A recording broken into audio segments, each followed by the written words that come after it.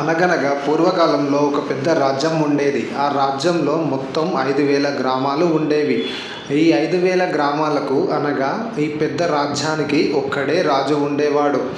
ఆ రాజు ఆధ్వర్యంలో రాజ్యంలోని ప్రజలకు ఎలాంటి సమస్యలు లేకుండా ఆనందంగా ఉండేవారు. ఆ రాజుకు ఒక కొడుకు ఉండేవాడు. ఆ కొడుకుతో రాజు ఇలా చెప్పాడు: యువరాజా, మన రాజ్యంలో మొత్తం 5,000 గ్రామాలు ఉన్నాయి. అన్ని గ్రామాలలోని ప్రజలు చాలా ఆనందంగా ఎలాంటి సమస్యలు లేకుండా ఉన్నారు.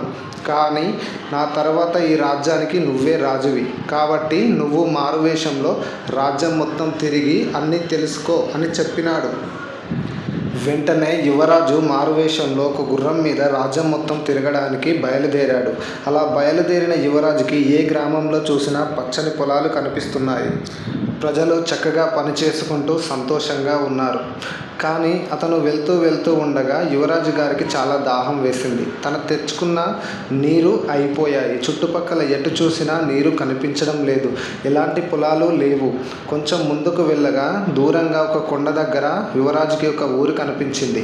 వెంటనే ఆ ఊరి దగ్గరికి వెళ్ళగా ఒక యువకుడు కుండలో నీళ్లు తీసుకెళ్తుండడం గమనించాడు. అప్పుడు యువరాజు, నాకు కొన్ని నీళ్లు ఇవ్వండి అని అడిగాడు.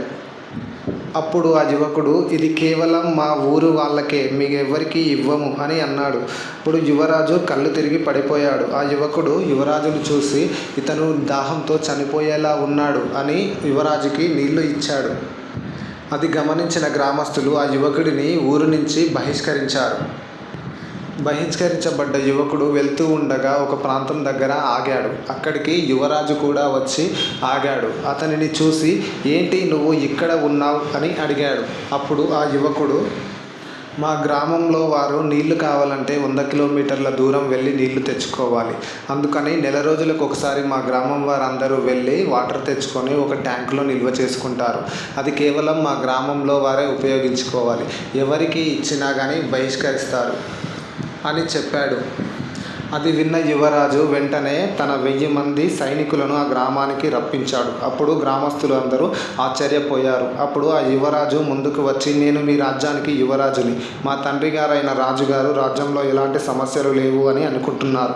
కానీ మీరు ఇంత పెద్ద సమస్య ఉంది, అయినా మీరు రాజుకు చెప్పే ధైర్యం లేక ఇన్ని ఇబ్బందులు పడుతున్నారు అని చెప్పి వెంటనే పెద్ద పెద్ద యంత్రాలను తెప్పించి వారం రోజులలోనే ఆ ఊరికి కాలువలు తవ్వించి ఆ ఊరికి నీటి కొరత లేకుండా చేశాడు.